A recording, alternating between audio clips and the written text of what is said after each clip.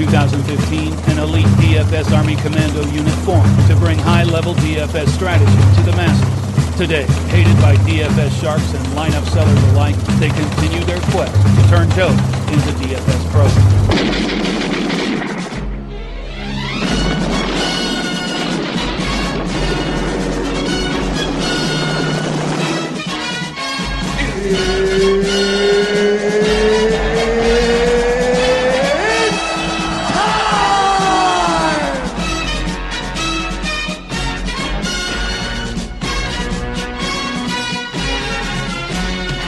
What's up, everybody, and welcome to another episode of Taco's Fast 40. I know I've kind of shelved this podcast for a little bit with ever since NBC took over and just gave us these really awful scheduling times, but we've got plenty of time until tomorrow night's Darlington Southern 500 race, and it should be an excellent race. Everybody in throwback schemes. Really a fun race that a lot of people like, and one of the best races of the year, definitely. As is always the case, this podcast is brought to you by DFSArmy.com. Check us out using the link in the description, and sign up with promo code TACO to receive a lifetime 10% off. And you can get full access to our Domination Station lineup optimizer for tomorrow's race, which does include Dominator stacking features. And of course, you get all full access to our NFL tools. That's right around the corner. Gonna knock the NASCAR contest down a little bit. It kind of sucks for me, but I know everybody's excited to get into NFL. So be sure to check us out with the link in the description, DFSArmy.com, promo code TACO to support the pod. Alright, so we're headed to Darlington, and we race here once a year. And this track has some really interesting features about it. If you go and look back what's gone on here in the past, you notice this track more than any, at least for DraftKings purposes, this track more than any favors the guy starting in the very front, and specifically the guy starting on the pole. At no track in the NASCAR circuit does the pole sitter average more lead laps than right here at Darlington.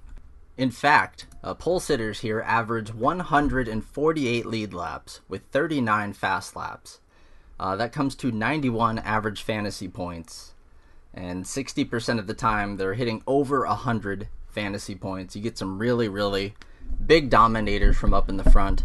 It can be a bit of a lap turner, and the guys out in front usually have a pretty clear advantage on the restarts, and it's just really hard to pass the leader here at this track, and it's shown that time and time again.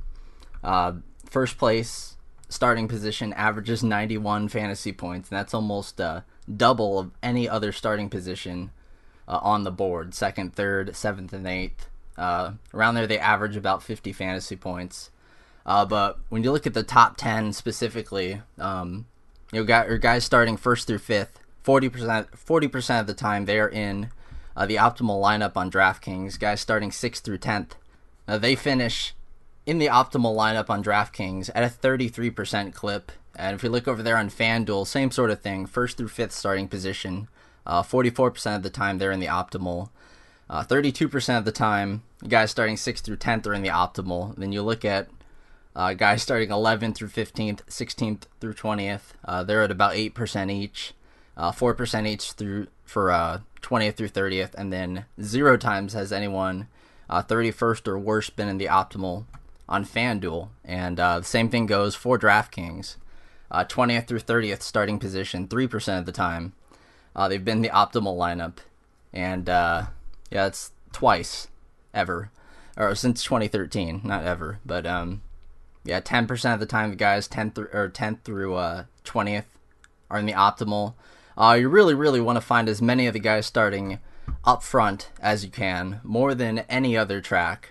And if you look at average fantasy points, just overall, the guys starting 20th through about 35th, they're all around the same, 22 to 23 fantasy points on DraftKings. You get a little bit more from the guys starting 10th through 20th. And of course, there's a big bump to the guys starting in the top 10. And if you look over there on FanDuel, it's even more geared towards the front end with how scoring goes out there. Of course, it's a little more balanced across the board. Guys starting in the 20s have a bit more of a chance at scoring the fantasy points, because there's so many laps, 367 this week, to be exact, that you're going to get a whole bunch of points on FanDuel just from the 0.1 bonus per lap finished from guys. And of course, over there, if you have a guy that DNFs early, you are completely screwed. That's the number one factor of FanDuel scoring. And we see the back end guys, the guys starting in the back five, they do horribly over there. And it's a result of them going several laps down. This is a 1.3 mile track. It's really unique. It's not quite a 1.5, and it's really on the steep end. The tracks we're looking at that are similar are going to be the steeper tracks, 24 degrees in banking or higher. We looked to Bristol from a few weeks ago, of course. Charlotte, they're actually going to be running the same Goodyear tires as they did in Charlotte, so kind of a plus to Kyle Busch there. He's already shown some speed, but we'll also be looking to Atlanta, which is a really steep 1.5 mile track. Texas is the same way.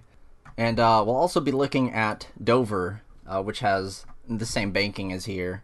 1 mile track, probably the most similar to Darlington, except for that's a bit more of a straight up green flag race, where usually not a lot of people get into it. You could kind of say the same here, but not really. Things can oftentimes get dicey. The Xfinity race today, early and kind of often, we were seeing guys getting into some trouble, hitting each other. You will get some Darlington stripes, as they call them. Guys can find the wall pretty easily, and we saw it a few times in the Xfinity race today. You find the wall, your tire starts smoking, and you go down a lap or two, because going to the pits here, the pits are going to be really tough to get into, and it's a really good time to have the first pit stall. And of course, who gets the first pit stall? The pole sitter. So that's kind of another reason why it's really beneficial to take the pole sitter this week. But we'll get into that here real shortly.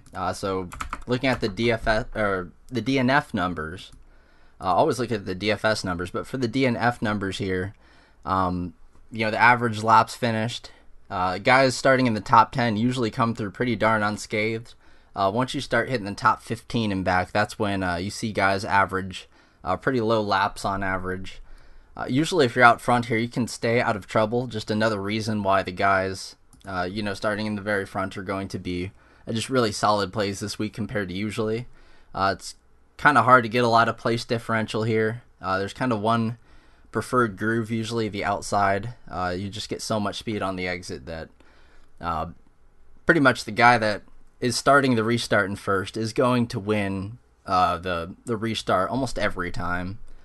So the guy starting in second has a little bit to overcome there, but let's go ahead and start talking about these guys starting first and second. Going to go through the board in order here. Denny Hamlin sitting on the pole, which is a great place to be, and he's defending his victory from last year, and it was a really good win for him last year. This is a great track for him, as he's won it twice, has 7 top 5 finishes. And if you look at something I added in the research station this week, just shows you when I'm running each of the splits, it compares like I did steep tracks and I did Darlington, of course. Now in each of those samples, I compared their driver ratings in that sample to their just overall driver rating from that time, so you can see who gets a positive and negative type differential or a track differential, just showing you how good they are or aren't at this track compared to normal. And if you look at Denny Hamlin, he's got a really high differential at Darlington, where he just excels at constantly. His driver rating here is 19 points higher than his driver rating any other given track.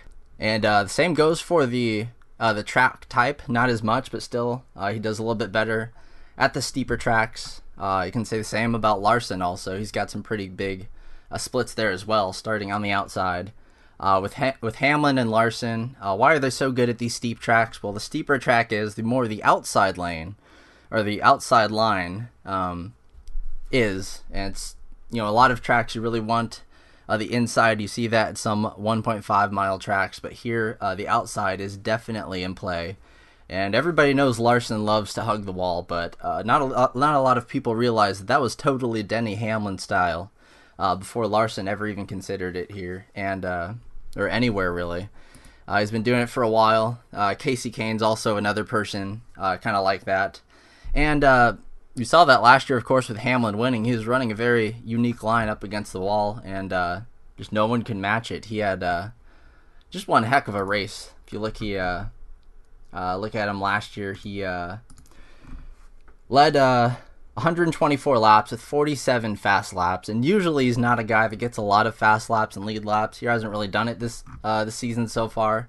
Hasn't really won, only averages 10 or 11 fast laps per race on the year.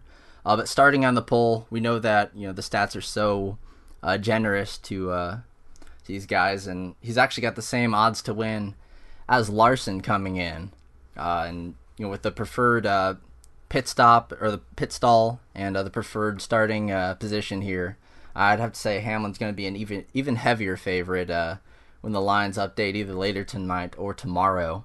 And then Larson, of course, he's going to be a pretty good play nonetheless. He does do well here. Like I'd said, he does better at these types of tracks than your normal kinds of tracks. He's really priced up by DraftKings this week at $12,100. That's where you get Hamlin just a shade under $10,000. So Hamlin's going to be more popular than Larson, that is for sure. I think a lot of people kind of realize that the pole sitter is the move here. And even in practice one, Hamlin had the fastest 10-lap speeds. Had the fastest just time overall. But the practices are a little bit shaky this week. We did get a lot of laps, got some 15-lap averages and stuff, but they were kind of daytime practices for a night race. Of course, the second practice that was a little bit later in the day might be a little bit more telling, but you kind of want to fade practice a little bit because, again, like I had said, they're daytime practices for a night race. There's going to be a lot more grip to be had. When it's hotter, the track just doesn't grip quite as well. When it cools down, that's when you get more grip in your tires. This track isn't necessarily too grippy. If you look at the last time it was repaved, it was back in 2008, so it's been a little while. But the steep banking does help. It's going to be a very tough racetrack, that is for sure. It's one of the tougher tracks on the circuit. Some guys haven't seen it yet. William Byron, Bubba Wallace, they've yet to race here. I know they've raced in the Xfinity series, but it's kind of one of the tracks where you want to pick some of the more experienced guys, but not nearly as much as like a road course. So anyway, on the outside looking in here, you've got Martin Truex Jr. starting third, right behind Hamlin there. He might have a pretty decent chance just to pass Larson on the initial start there and kind of chill behind him. Truex has been, kind of slumping a little bit lately, just been to some tracks that he's not really the greatest at. And this track type, it's not bad for him actually. Before you'd think of him more as just a 1.5 mile guy. But he has won here. He won back in 2016. And, has some pretty good numbers, honestly, at both the steep tracks and at Darlington. So Truex is someone you definitely don't want to forget about. He was pretty slow in both practices. Ran not as many laps as his competitors, that's for sure. But he was on the slower side, coming in 15th in the first practice and 24th in the second practice with the 18th overall 10-lap speeds. It didn't take a run of more than 10 laps, or at least he didn't hit 15 laps. It was on the 15-lap averages, but kind of pedestrian times for him. That's the one kind of concern here. But again, it's going to be different. He might have been working a completely different setup, more geared for the nighttime. Cole Pern's a really good crew chief. I'm not really too worried about Martin Truex Jr. there in the 78 car. Then Alex Bowman starting fourth. He's a guy that's just starting a bit too high. Of course, if there's any track you want to start too high at, it might be this one. And he's had a real knack for finishing top 10. He's finished top 10 in half of the steep tracks that he's played at or drove at this year. So he's doing pretty darn good in that regard. Has finished 98% of his laps on the season, which is a pretty solid number, although only 50% of the time he's finished in the lead lap. So he does run into some trouble, might finish a lap or two down, but he's yet to have a real big DNF. A lot of that is just luck. Could kind of happen at any time, but he was second overall in the 10-lap speeds. in final practice. So Bowman, not the complete fade that he usually would be starting fourth, but still not great to see him starting where he's most likely going to go backwards at. Kyle Busch starting fifth. He is going to be one of the best players on the board. Doesn't matter what kind of stat split you look at, he's always getting about 100 lead and fast laps combined. Really knows how to dominate. Runner-up last year to Denny Hamlin. Just part of the overall Toyota squad that was just looking really good, because Jones and of course Hamlin are also looking pretty good at this track last year. And he's the odds-on favorite to win. Fastest in both 10 lap and 15 lap speeds in final practice. That's just an excellent thing for him on the season.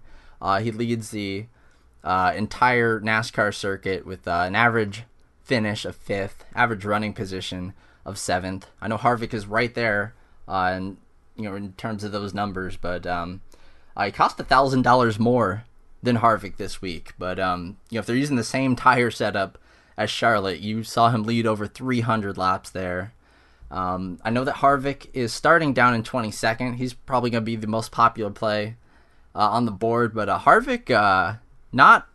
We'll talk about a little bit more when we get down to there, but after the Xfinity race today, he might be in a little bit of trouble. He made some dick moves. Kyle Busch actually looking sort of okay, but he's still Kyle Busch. He's a wild man, but he's got the best car this week for sure. And you just got to kind of play him starting 5th. He's at least in the preferred line. He's going to be following 2 Toyotas in front of him. So that's a really good sign to start things off. And he's going to sniff the lead. He pretty much does it every single race. And here's no exception. Ryan Newman starting 6th. He had the fastest overall lap in second practice. 7th in the 10 laps and 5th in the 15 laps speed. So starting 6th, he's usually a fade candidate starting 6th, but this is a great place to be starting top 10 at. And he has 4 top 10 finishes in his last 5 starts here, with his worst finish coming in 2015, and that was a 13th place finish. He really does know how to run around here. The average running position is 14th for him, but for some reason his average finish is a top 10. He just knows how to get there at the end of the race, and he's also he's one of those guys that you've got to consider kind of on the bubble as far as points goes. He might be trying some interesting things to get a win here, maybe some pit strategy or something like that. But he's got a really fast car this week. Not only the fastest time in second practice, but 5th overall in the first practice as well. And he ran the highest number of laps of anybody in that first practice. So really into his car this week. Only $7,000. Starting 6th. He's actually a pretty decent source of value. Not going to go laps down like a lot of other guys in that range might. Erik Jones starting 7th. 5th here last year with an average running position of 9th, so it was kind of legit. It looked really solid this season. It's been improving a lot. I kind of like Jones, just like Newman. He cost a lot more than Newman does, but just has a little more value in the fact that he does have a better car, even if the practice times don't show it quite as much as Newman does so far. He almost has a 90 driver rating this season. It's almost that at the steep tracks as well, with average running position of 11th. And, he's ran into some trouble. He really likes to spin, and that kind of hurts his numbers a little bit. I do DNF adjust all these stats, so I take out, the more egregious, guys that, crashed early in the race or whatever. But he does have a tendency to spin from time to time. But recently or at least on these steep tracks, he's been really good at just keeping it together and running in the top 10 a lot. So I like Jones. I think he can have a finish similar to last year's, and that's what he'll need at $8,700. He's not cheap by any means. Almost priced up with the likes of the Penske guys. So if anything, it's that price that's going to keep me away from him. But I will play him on FanDuel. It seems like a good FanDuel play to me. Joey Logano is starting at 8th, and he's kind of, all the Penske guys are kind of similar in value right now, but Logano especially is kind of fading away in just in regards to him not really being able to lead many laps. He did lead some at Bristol. He found his way out in front there, but at tracks like these, and especially the 1.5 mile tracks, he's been great at finishing top 10. He just has not been able to put together lead laps and especially fast laps. And that's what really concerns me about him. If you're going to pay over $9,000 for someone, they have to have dominator potential. And Logano just doesn't really have that right now. So I don't think a lot of people are going to take him, and he's not really going to hurt you unless he finds some sort of way to lead a bunch of laps here, which is really unlikely. Last week's winner, Kurt Busch, is starting in 9th, $8,500 for him. Still a pretty fair price. 5th in final practice with 10 and 15 lap averages. Ranked 6th on the board. So a pretty decent car going. If Harvick's fast, Kurt's going to be fast. And it kind of goes for Almirola and Boyer as much, but I know Boyer is not very good at this track, and we'll get to him soon. But Kurt Busch is. He was 3rd last year, did wreck in 2016, but before that he was also 6th in 2015. And has a good long-term record here as well. Starting 9th is pretty good for him. He has an average running position of 9th this year, just on the season in general, and at steep tracks it's exactly 9th. So he's pretty much going to start where he finishes and finish where he starts.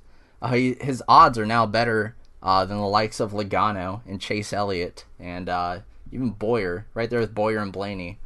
As far as the odds to win go, and I know he's coming off a win, so that inflates a little bit. But Kurt Busch, not the 3rd tier kind of driver that he had been before. This year he's put his nose out in front a lot. He averages 25 lead laps per race, and when I say that, that's actually adjusted pretty much. The new way the research station will kind of work out from now on regarding lead laps and fast laps is I just calculate the percentage of laps they've led and then apply that to the current number of laps on the track. So when you look at it in regards to this track, 367 laps available, but Kurt Busch would be expected if he has an average race here, he'd be expected to lead 25 with 15 fast laps. And you compare it to last year and the year before that, where fast laps were beyond him and he never led or anything.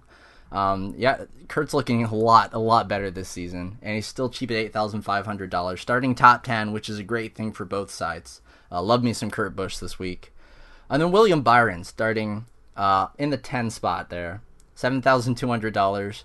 He has performed well previously in the season. I remember he was in the nuts starting 11th one race, and I think another race he started like 7th or something and did pretty well.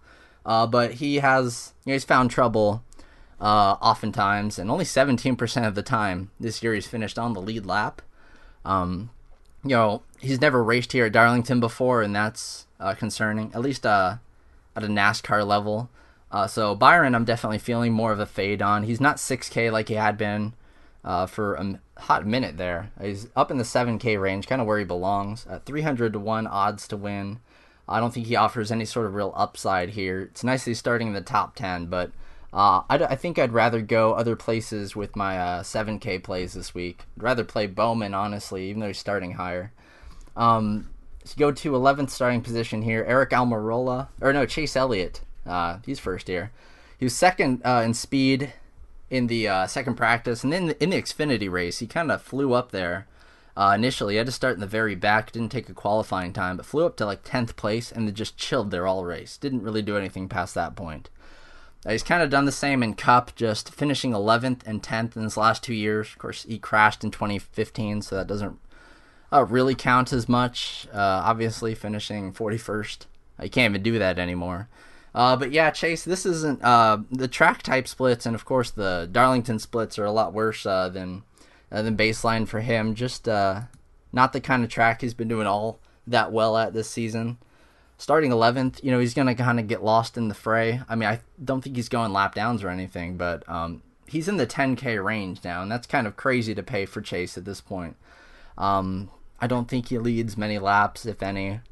I think most of the lead laps this week are going to go to the higher end guys. Hamlin, Kyle Busch, obviously. Kyle Larson's going to get some. Truex get some. And Harvick will come to the field and likely get some. Chase Elliott, I don't think he's going to get any. Not till he's done with the race and heads over to Hooters. Aric Almirola, starting 12th, $8,100. Just to play like usual with Aric Almirola. He's just in a spot where he doesn't, he just doesn't stick out. He's not going to project well. He kind of does this a lot, and I love him. And he's found some lead laps recently at places where you wouldn't expect him to. So I would definitely play him still some. It's just hard to really make much of a case for him historically. These track types, he's definitely someone that prefers flatter surfaces, definitely. And he's never really done much at Darlington, even though he's never raced here with Stewart Haas Racing equipment. The practice times were just like 13th, 10 lap speeds. Nothing that really suggests you go out there and play Almirola, but I would play him a little bit just in case he has something in the bag for us, which he could at any given track with the equipment he's in right now. Brad Keselowski starting 13th, $9,300. He was looking pretty good in the Xfinity race as well. He kind of went up there. He got to view the Harvick and Chastain incident firsthand. Ended up leading some laps because of that. And he won the race, but he didn't really win the race. Honestly, Ross Chastain won that race, and Harvick and Christopher Bell were giving him a hell of a time. But all three of those guys got wrecked out, and then Keselowski was just kind of there and took the lead and won it. He didn't really deserve the victory. He wasn't really flying up there. He did move up a little bit, like you'd kind of expect from Cup guys, but not a dominating win by any means. He's just kind of a little lucky to be in the right spot at the right time and have the right guys crash, because all Bell, Chastain, and Harvick were all faster than him. So Keselowski, he's good at Darlington. Runner-up here in 2015. Average running position of 8th or 8.8, so really like 9th. He's, I'm more interested in Blaney of all the Penske guys, but Keselowski, of course, he has random, upside shots every now and again. These steep tracks are not his preferred type. He does well on the steepest of tracks, which are the plate races, but those aren't really similar to these kinds of steep tracks. And then in general, he does better at the shorter, flatter surfaces. Average running position at this track type of 12th, which is not all that great for Keselowski. 19th in 10 lap speeds. Starting 13th is okay for him, but I'm not going to be playing him too much. Maybe on FanDuel a bit, but I'll get some Keselowski in here. For what it was worth, he was very low owned in that Xfinity race, and I'd imagine he'd be low owned again this week along with Logano. And he has more upside than Logano. I'm gonna play him more than Logano, but still not gonna play him a ton here at $9,300. Paul Menard, $6,400. He's starting 14th, and he seems to be in a pretty good spot. This is not his preferred track type, or just track in general. He's never done that well here before, but he's in much, much better equipment now, and was second in 10 lap speeds in the first practice, 9th in the 10 lap speeds in final practice. He's always kind of practiced a little bit better than he's actually done on the track, and he had some good finishes going for a while, but I don't like the fact that he's only finished on the lead lap in 22% of races this year. And the history with him isn't that great, but $6,400 is cheap for him. Usually finds himself around $7K. Starting 15th, he's going to be a lot better than some of the options down there in that range. He's pretty safe, and that range altogether, not too many plays actually stick out as really good plays. So kind of spreading it around a little bit, or maybe you can find a play that kind of speaks to you. I don't really love Menard all that much, and if anything happens to him, you're kind of toast. He's starting so high, but not going to fade him either completely. Matt Kenseth, kind of the same way here. He's starting 15th. He has a fantastic history here in the 20 car. That's the issue with him. He won in 2013 and 4 top 6 finishes in the last 5 years. It's just that the 6 car is a lot different than the 20 car. He did post the 6th fastest lap in practice, but he took 26 laps without putting 10 laps together, so we don't know about his longer run speed. This year he's been just slightly better, or just the same on steep tracks compared to normal. Running about 22nd place on average, 23rd place. That's not inspiring. He's had some good finishes at tracks that he is historically good at. but they tend to be the tracks where driver skill is more important than driver equipment. Equipment will matter a bit more this week as it's really close to a 1.5 mile track. So not huge on Kenseth, but he's in the position where he maybe won't get lapped or might just stay a lap down or something, get a lucky dog, something like that. But still not terribly huge on Kenseth, just knowing he's in the 6 car, 300 to 1. A lot worse than Menard's 200 to 1 odds there. I don't really know. Then you can compare that to Suarez, who's starting in 16th. He's 100 to 1, but he costs a bit more, $7,900 on DraftKings, and it's a decent spot for him. He crashed here last year, so we don't really know much about how good he is here in the NASCAR level. But for the most part, those JGR teammates are going to be in awesome spots, and he's been watching them closely. Would like to use more Suarez if his price wasn't getting so high, and he actually had more quality experience here at this track. But I kind of wish he practiced a little better too in final practice, like 20th and 10 lap speeds. It's not all that great, so real hesitant with Suarez. He's just not the price value he had been in the weeks and months prior. And starting in 17th, Clint Boyer. This is perhaps his worst track, like one of his worst tracks. Hasn't really done all that well here, at least in this generation of car. He crashed and finished dead last year.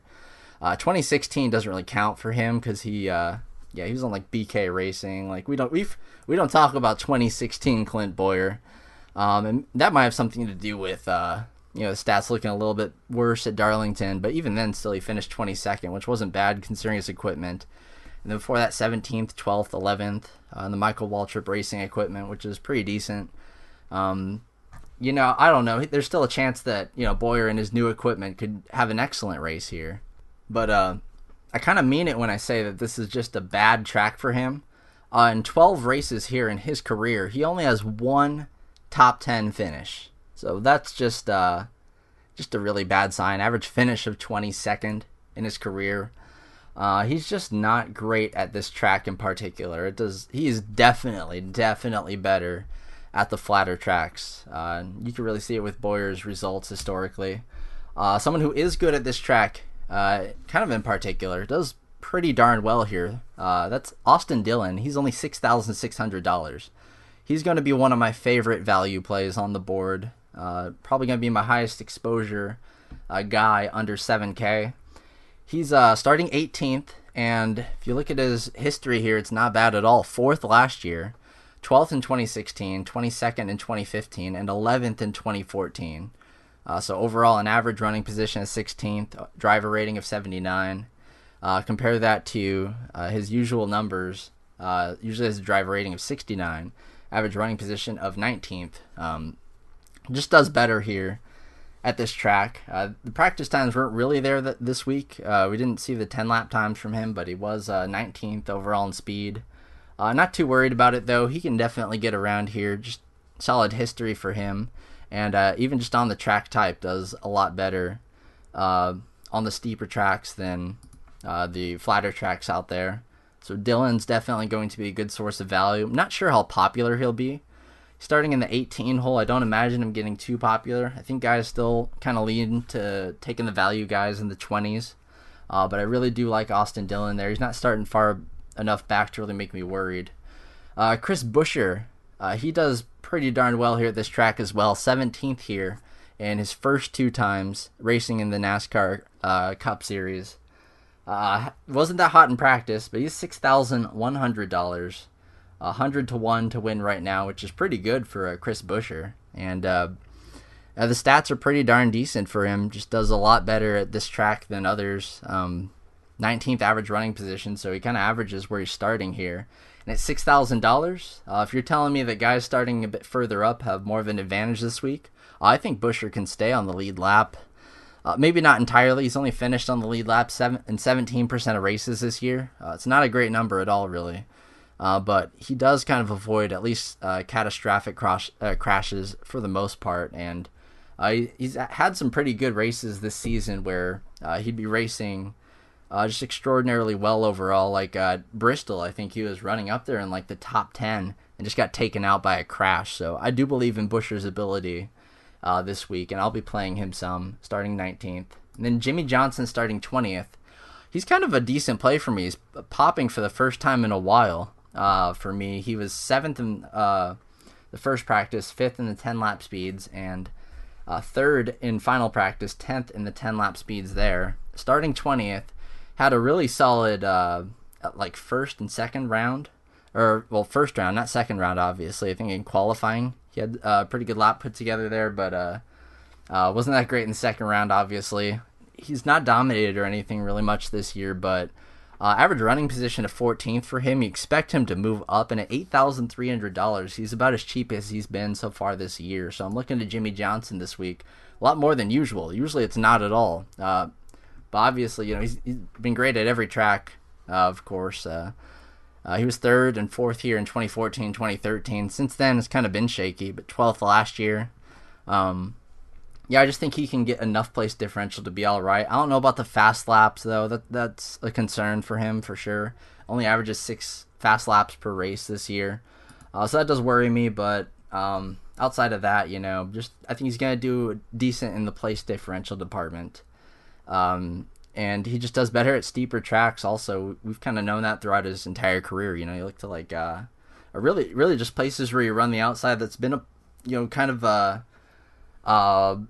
an indicator of success for him. I mean, look at him at like Homestead, where he's won all those championships at, and there you have to run the outside well. So don't mind Jimmie Johnson at all this week, and that's, I feel weird saying that.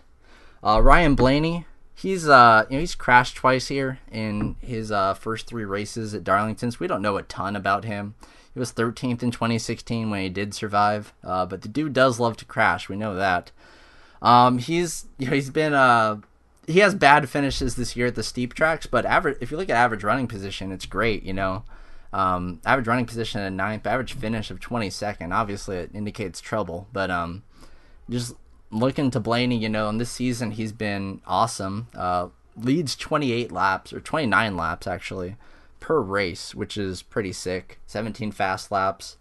Really like those numbers from him, but $9,600, I hate that number. He's so expensive on DraftKings. You know, you look over to FanDuel and see he's only $9,500. You know, if someone's cheaper on FanDuel than DraftKings, you know something's messed up, because there's an entire extra salary slot they have to pay for on DraftKings. So Blaney, I'd say just play him on FanDuel and play him a decent amount. But of course, he is someone that can find trouble, and that will screw you over on FanDuel. But given he finishes the race, you know, he's got fast, long speed. You can see it. 4th in 10-lap speeds. 2nd overall on the board. 2nd only to Kyle Busch in the 15-lap speeds. And he can lead some laps. I like him the most of the Penske guys for sure. Starting back in 21st. I think he goes up. I know he's had trouble at this track in the past, but I think he can put together a decent finish this time around. So I do like Ryan Blaney there starting 21st. And then you're going to have probably the chalk of the slate, I would imagine. Kevin Harvick starting 22nd. You know he's just been a machine this year with 84 lead laps on average, 60 fast laps on average. And at this track type, it's the same sort of thing. 59 lead laps on average, 42 fast laps on average. And Darlington, historically, you know, he won in 2014, runner-up in 2016. Just put together a ton of top 10 finishes in a row. Average running position of 3.8. Average finish of 4.4. Average lead laps 102.7. 37 fast laps on average. I mean, he's definitely set up to be one of the best plays of the week. But I think everybody hates his guts right now after how aggressively he ended up getting into Ross Chastain in today's race. And he ended up parking in his pit stall and just had some nasty words for him. So, you know, I think someone like Recchi, you know, everyone was watching that. Everyone's probably not too happy with Harvick right now. There's a chance someone like Recchi could give him some sweet revenge and take him out. But, you know, that's just conspiracy, really. But still, you know, it is probably true that he's not going to be very popular in the garage this week. He was a real dick to Chastain. Said he'd never be able to drive in Cup level equipment, which is kind of crazy considering that Chastain just led the first 2 laps on Harvick, for the most part fending Harvick and Bell off. I mean, he had a really awesome race before they got into it like that. But Darlington does bring that out in people. It is a very rough and abusive racetrack, and all things aside, Harvick would just be the best play straight up here, starting so far back and being such a veteran. He's going to be the chalk though, and if anything can happen to him, especially on FanDuel, feel free to fade him on FanDuel. He just costs so much over there, $13,400.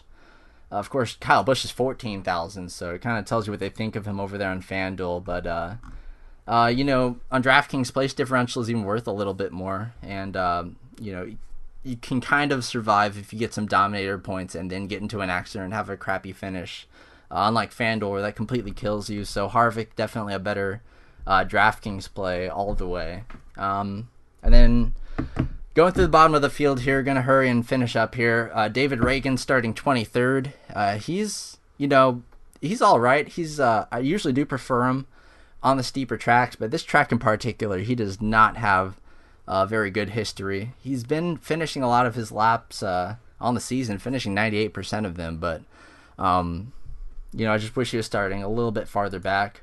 Allmendinger is one of the more egregious examples of guys who just really struggle at Darlington in general. Not really, or really the track type as well. Just does not do all that well in the steeper tracks. Definitely prefers the flat tracks. Obviously his preferred banking would be 0, and have everything be Martinsville and road course races. He would definitely win some championships if that was the case. Ricky Stenhouse Jr. starting 25th. He's a pretty decent play. $7,700 is kind of costly for him. But at steep tracks, I mean, it's helped out. His Bristol numbers help him out a lot here, but average running position at 14th, average finish at 13th. He's definitely he definitely has his particular tracks that he does well at. Mostly Bristol and the plate races, Daytona and Talladega. Here he's not really had the success. The best finish of 18th, average running position at 24th.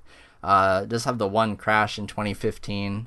And he can definitely get into it with people. And maybe it's not the best track to do all that at, but all things aside, if you know he's going to finish the race, then he's going to definitely move up from 25th. He'll probably finish in the teens, most likely, but it's still kind of a risk playing Recce because he can. I mean, we call him Recce for a reason. Michael McDowell starting 26th. This is again not exactly his preferred type of track, but still represents good value in the 5K range. His average running position on the season 22.5. So starting 26th, you'd expect that to go up a bit. Not as into Michael McDowell as I am at tracks he's good at in particular, but he did finish 19th here back in last year. So he could definitely I think some of his numbers are kind of thrown off because he has his 2013 race in there actually where he finished 42nd, and he was in just such a crappy car back then anyway. He was kind of a back end parker, so that does throw some of his numbers off. Kind of like McDowell, just a little bit more because of that. Although that doesn't really factor into that wouldn't factor into the steep track splits or anything, just as overall Darlington stats there. But I kind of like him a little bit. His practice times weren't too bad, 21st in 10 lap speed. So I don't think he has too much potential to move up too far before he's a lap or 2 or 3 or 4 down to like Kyle Busch or Hamlin or someone. But I do like McDowell. Just if you need to go in the 5Ks and grab somebody. Pretty much going to talk about a lot of these options down here with the next few guys, because only a handful of guys until you get to the unplayable range. And this is, according to the numbers, this is almost the unplayable range. Once you pass like 25th, historically it's not been good to the guys starting back here. Remember, like 3 or 5% of these guys even finish in the optimal, so it's very unlikely that one of these guys do, but who knows. Ty Dillon, he's raced here once and finished 13th last year. average running position of 16th as well. So he did excellent last year. Only have that one race to go off of, but he did race today, and he was all right. He started like 12th and finished 9th. Didn't really make a splash, but usually the 3 car doesn't make all that much of a splash in Xfinity. All the Cup guys in the race, I think there are like 4 Cup guys in the race, including him. Those guys were all kind of ahead of him there. But once you consider the fact that guys like Bell and Harvick and Chastain all crashed out, you can pretty much consider that starting in 12th and finishing in 12th. So that's fine for Xfinity. If he just stays where he starts this week, he's not going to do that, obviously, but I think he can definitely move up. He won't move up to 13th again. I can pretty much almost tell you that, but at both steep tracks and just on the season, he averages about 25th place average running position. And he'll go up a few spots. He's kind of been struggling, but recently, over the past month or so, he has had some better finishes, really over the last 2 months. But not enough to the point where I think he's going to break the top 20 or anything. I don't think he's capable of that, but he's $5,400, and that's cheap enough to consider. I think I accidentally skipped over Bubba Wallace here. He's $5,900, which is a good price, but starting 27th, it's also a good starting position for him, but he's never raced the track before, and I just worry that with both him and Ty, they're just going to get lapped and go 2 laps down, and once you're 2 laps down, it really sucks. Hard to have a better finish. But I'd kind of prefer Bubba over Ty here. Just better numbers on the season for him. Usually is running about 3 or 4 positions higher. And starting 27th, Bubba is definitely a decent value. He cost a little bit more than Dillon, but I don't think you're going to need to super punt as much this week. I don't know. You might be forced to play a bit more Ty Dillon than you're comfortable with, because you really, really don't want to go into the 5K range. I'm about to explain that here soon. Cain, $6,300 starting in 29th. Now that is a play I'm very interested in this week. I know he'd been using Cain for a little while until recently. He'd been kind of qualifying a little higher and going to tracks that he sucks at. But I kind of mentioned earlier that Hamlin and Larson, they're guys that are good at running the outside lane. It's always been Cain as well. He has much better splits in steep tracks and at Darlington than his baseline. 7th in the second practice, 11th in first practice, and 16th on the board in 10 lap speeds. Not bad for the 95 car there. Cain announced his retirement. He said he's going to be racing, just kind of whatever he wants to next year. He doesn't have the commitment to race full-time for a team this year, so that'll keep him from being a smash play, obviously, here. But still, I still want to get a piece of Cain. His average running position at this track is 14th, in the better equipment and all. But even this season, his average running position of 21st is not bad. Even if he finishes 21st, I really expect him to finish more like 20th or 19th or so. But if he finishes 21st, he'll still be a pretty decent value starting 29th. So he has I think he's a little bit better than a lot of the guys around him. I kind of prefer Austin Dillon over Cain still, straight up. They're not too far different in price, but I still do like Cain a lot. And I don't think he's going to get a ton of ownership, although I feel like his ownership would be a lot more if you're 30th. But 29th, that might help him a little bit in the ownership department. At least I hope. I don't know. He might be really popular. I'm not entirely sure. I hope he's not. But, the 7th overall speed in practice might draw some eyes his way. Then you've got Matt Dibenedetto, who is really good at Bristol. But here he's finished 25th, 26th, and 27th. So does that mean this year he finishes 28th? Well, if he does, he's he's not a very good value there then. Can't really play Dibenedetto. He's going to go laps down. He's 4,000 to 1, has finished on the lead lap in 11% of races only. So, he's going laps down.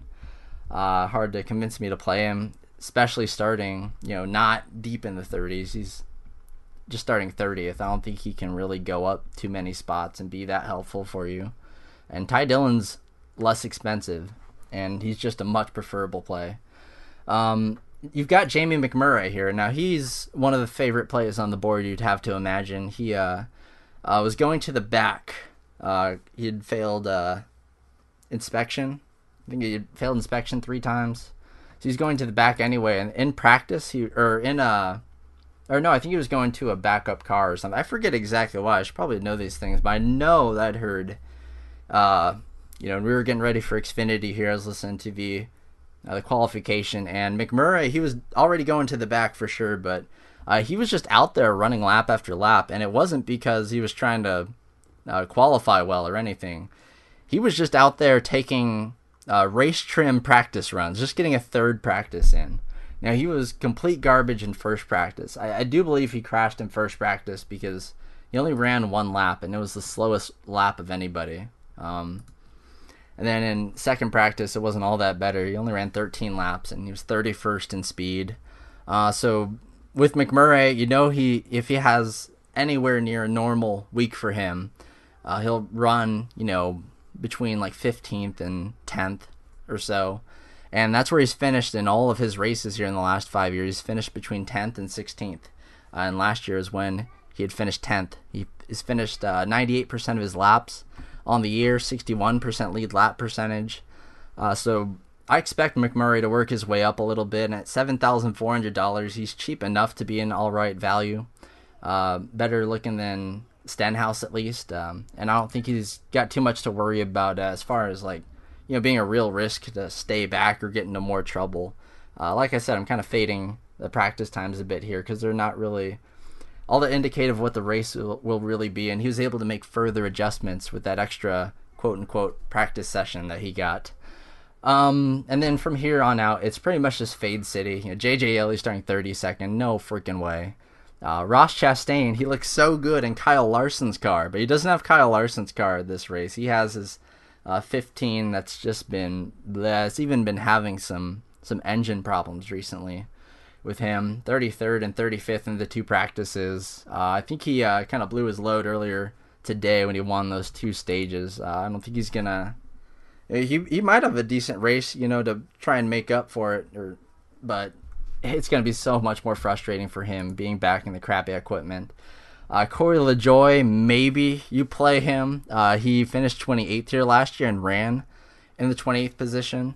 Starting 34th, it's still not all that great. He would have to move up even further to be worth playing, but he's only 5,000.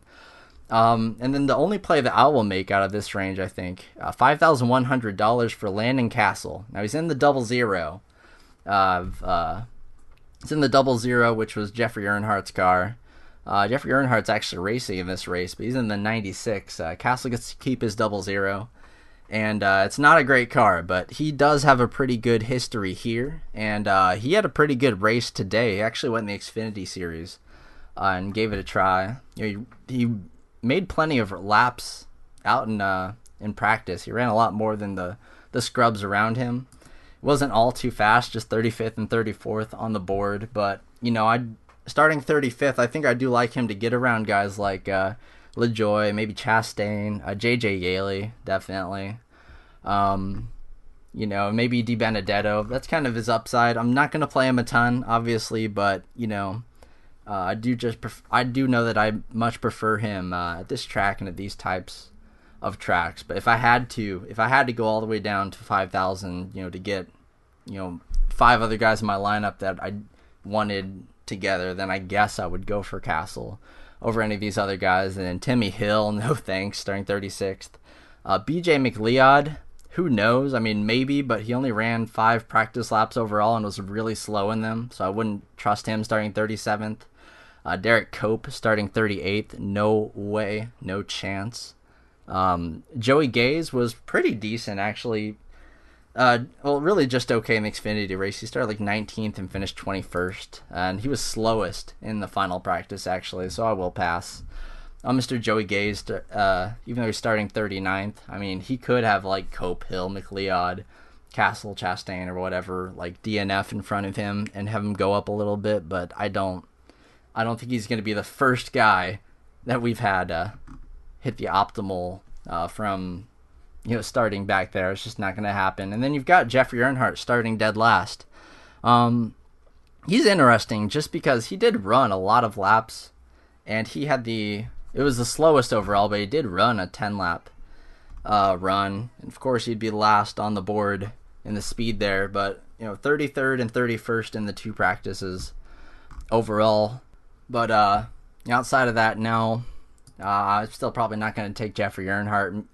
I might take him in like 1 or 2 like quarter arcade lineups or something, just in case there is like a big accident or something, like last week, or not last week, but 2 weeks ago in Bristol. You saw that crazy lap 2 crash where everyone in the back just got free spots and got to move up, but that was a much higher attrition race than this one. And that will do it for Taco's Fast 40. Gonna try to do this podcast whenever I can. It's just NBC's been really they've been jerks about it, and soon they'll start having those awful Sunday qualifyings if it's anything like last year. So just keep it posted. Come check us out on the Slack, and of course, if you're not a member yet, come check us out at dfsarmy.com.